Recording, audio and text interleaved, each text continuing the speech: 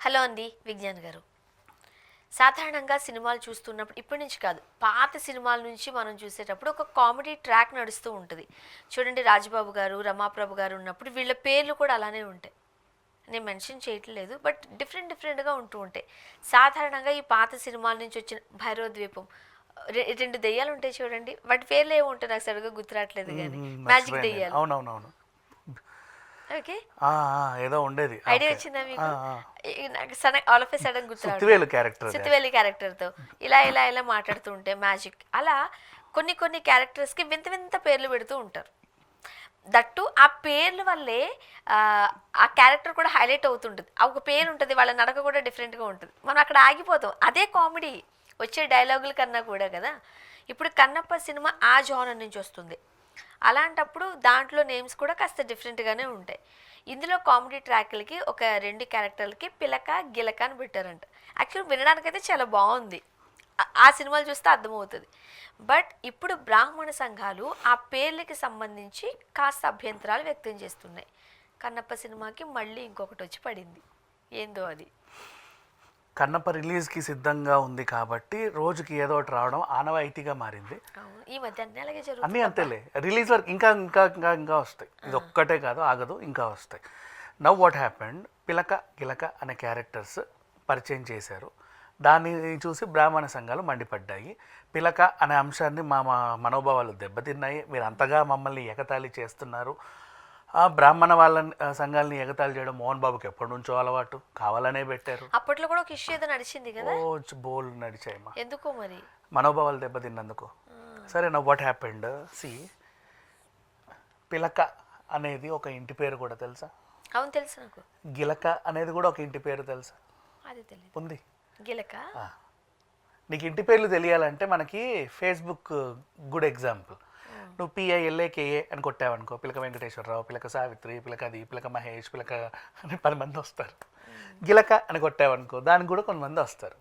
ఇప్పుడు నేనున్నాను, హైదాసరి హైదాసరి అని చాలామంది పిలుస్తున్నారు. ఇంటి పేరుతో కూడా చాలామంది పిలుస్తూ ఉంటారు, అవునా? ఇప్పుడు దాసరి నారాయణరావు గారిని కూడా దాసరి గారు దాసరి గారు అంటారు, కానీ దాసరి నారాయణరావు గారు ఎక్కువ మంది పలకల, ఎక్కువగా సర్నేమ్తోనే పిలుస్తారు, ఎక్కువ మంది పిలుస్తారు. ఇంటి పేరుతో చాలా మందిని పిలిచాం మనం, ఒకరు కాదు, ఇద్దరు కాదు, 100 మందిని, అవునా? చాలా మంది. ఇప్పుడు పిలక అండ్ గిలక అనేది వాళ్ళ ఇంటి పేర్లు అయితే క్యారెక్టర్స్. డైరెక్ట్ గా చంద్రబాబు నాయుడు గారు అన్నాం, నారా చంద్రబాబు నాయుడు గారే అంటాం అంతే. జనరల్ అంటే నోటెడ్ అవడం కోసం నేను చెప్తున్నాను. నందమూరి తారక రామారావు గారు అంటాం, ఇంటి పేరు అట్లా. వైఎస్ రాజశేఖర రెడ్డి గారిని కూడా వైఎస్ గారు వైఎస్ గారు వైఎస్ఆర్ గారు, ఆ వైఎస్ అంటేటో తెలియదు కానీ వైఎస్ గారు అంటాం. ఇట్లా చాలా మంది ఇంటి పేర్లతో పిలుస్తారు. ఇక్కడ ఇది వీళ్ళ ఇంటి పేరు అని నేనేం కన్క్లూడ్ చేయట్లా, బట్ ఇన్ కేస్ ఒకవేళ క్యారెక్టర్స్ అది ఇంటి పేరు అయితే మాత్రం వాళ్ళు పిలవడంలో తప్పు లేదు, ఆ సినిమాలో పెట్టడంలో తప్పు లేదు, మీరు అనవసరంగా ఫీల్ అవ్వకూడదు.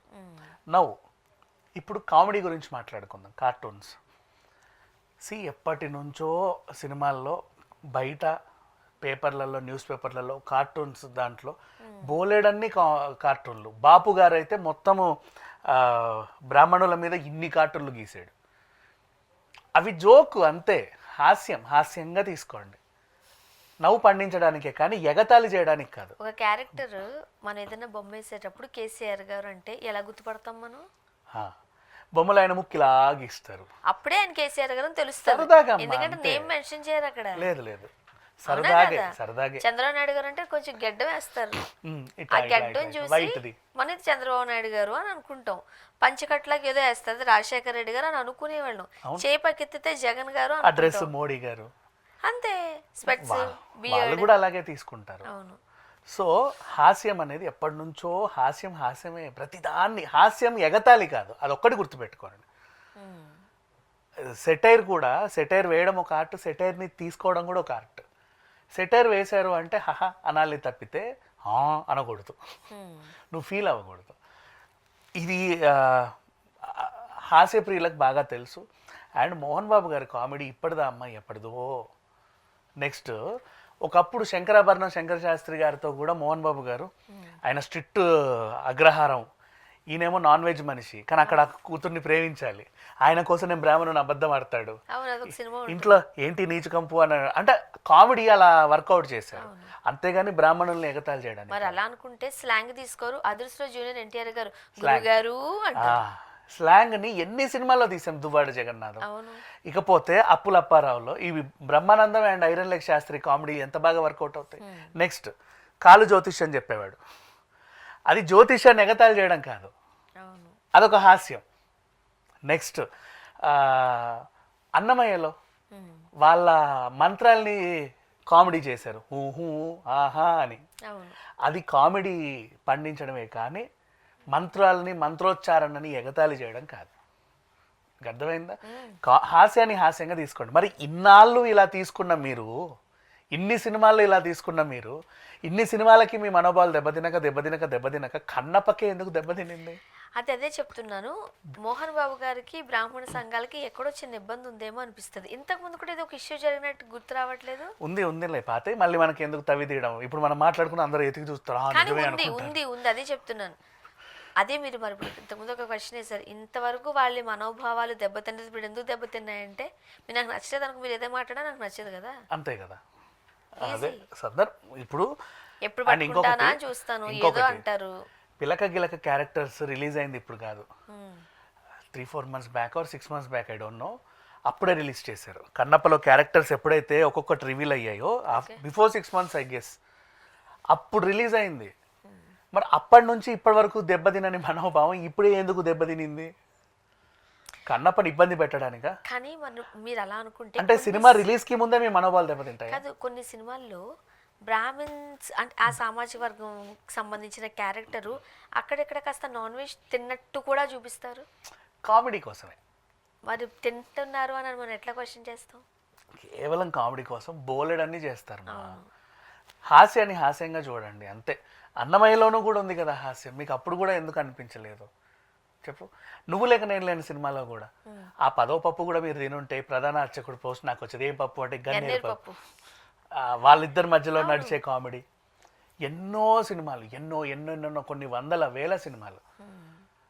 మళ్ళీ ఆ జంబలకడి పంబాలో కూడా అదేంటిది ఈరోజు అంటే మగ ఆడ ఏ టైంలో కల్పన రాయ్ చేస్తూ ఉంటుంది మంత్రాలు, ఏవేవో మంత్రాలు చదువుతూ ఉంటారు, అదేం మంత్రాలో కూడా తెలియదు. అయినా అప్పుడు ఎందుకు మనోభావాలు దెబ్బతినలేదు? నెక్స్ట్ ఇంకొక సినిమా తీసుకుంటే ఇది ఏవండి ఆవిడ వచ్చింది అనుకుంటా, బాబు మోహన్ వాళ్ళని చూసి వీడు పెళ్లి చేసుకుంటా ఉంటారు. అక్కడ వాళ్ళు ఏం చేస్తూ ఉంటే ఇక్కడ వీళ్ళు చేస్తారంటే ఫ్రీగా పంతులు పెట్టుకోవడం ఇష్టం లేక వాడేమో కాలు తొక్కు తల మీద కొట్టు అంటూ ఉంటారు. పెళ్ళిని ఎగతాళి చేసినట్టు కాదు అది, అలా అని వాళ్ళ తత్వాన్ని ఎగతాళి చేసినట్టు కాదు, అదొక హాస్యం. హాస్యాన్ని హాస్యంగా తీసుకోండి. ఊరికే మనోభావాలు దెబ్బతిన్నాయని చెప్పేసి రచ్చకెక్కి అక్కడ ఏమీ లేకున్నా కూడా ఏదో ఉన్నట్టు సృష్టించి ఎందుకు? అసలు పిలక అన్నదానికి ఎందుకంత ఇబ్బంది?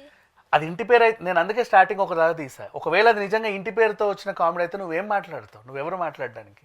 అలాగే పిలుస్తారు అంతే. పిలక గారు అన్న ఆశ్చర్యపోక గుండు హనుమంతరావు, రే గుండు అంతే అంతే. తనికెళ్ళ బర్ని గారు, వాళ్ళు చాలామంది ఇంటి పేర్లతో పిలుస్తూనే ఉంటారు. అది ఎక్కడ తప్పు కాదు. ప్రతిదాన్ని తప్పుగా చూసి ఏదో చేయడం. ఇప్పుడు ఎవరైతే మండిపడుతున్నారో అంటే ఊరికే తప్పుగా ఎందుకు చూస్తున్నారు అనేది కూడా క్వశ్చన్ మార్క్. ఊరికే ఎందుకు చూస్తున్నారో మీకు హాస్యం అంటే తెలీదా మీ మొహాలకి? కాదు తెలుసు, మరి అది మోహన్ బాబు గారికి సంబంధించింది అంటేనే ఎందుకు వాళ్ళకి అంత కోపం అనేది ఒక వర్గం వారు అనుకునే మాట. అంతే, కావాలని గిల్లడమే. ఎందుకు పడట్లేదు వాళ్ళకి? కావాలని గిల్లడమే అంతే. నెక్స్ట్ అక్కడ ఆయన చేసింది కూడా మహాదేవ శాస్త్రి, బాగా కోపిష్టి. ఏ బ్రాహ్మణుల కోపాలు రావా? ఒకప్పుడు కూడా ఎంతమంది లేరమ్మా పురాణాల నుంచి చూసుకుంటే. మరి ఏదో ఇలా తెలియకుండా దేవుళ్ళనే శపించిన బ్రాహ్మణులను చూసాం. అదే చెప్తున్నాను, తెలియకుండా జరిగిన తప్పుకి శపించి తర్వాత మరి దానికి శాప విమోచన కూడా ఇచ్చారు అనుకోండి. నెక్స్ట్ ఇంకా చాలా క్యూట్ గా ఉన్న కామెడీ పరమానందయ్య శిష్యులు. చెప్పు, అంటే బ్రాహ్మణులందరూ అలా మందబుద్ధి గల వాళ్ళ కాదే? దెన్ హాస్యాన్ని హాస్యంగా చూడండి మా. ఎందుకు ప్రతి దాంట్లో ఎప్పుడు చూడు గుడ్డు మీద ఈకలు పీకి పీకి పీకి ఇంకా లేవు. కోడిగుడ్లన్నీ ఫ్రెష్గా నున్నగా అయిపోయాయి మీరు పీకిన ఈకలకి. అలా ఉంది. ఎందుకో పాపం ఈ కన్నప్పకి కష్టాలు. చూద్దాం. Thank you.